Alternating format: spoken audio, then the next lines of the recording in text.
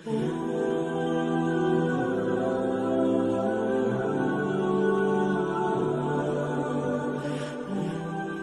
new station means new faces, new stories, and the same urgent need. Today, on Monday, 21st of July, 2025, we as Al Khidmat USA, in partnership with the Khidmat Foundation Pakistan, continuing our mission of delivering clean drinking water to the needy and displaced families who've gone too long without it. In Gaza, the need is real and the struggle is daily. So, with your generous support, we're turning hardship into relief, one bottle at a time. So thanks for helping us reaching more families in need. Your efforts count and matter.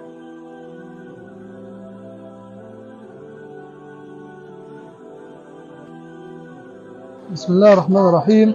نشكر مؤسسة خدمة باكستان وخدمة USA على سقيا المياه في هذا اليوم المبارك. بارك الله فيكم وجزاكم الله كل خير. نشكر مؤسسة USA وخدمة باكستان على سقيا الماء. بارك الله فيهم.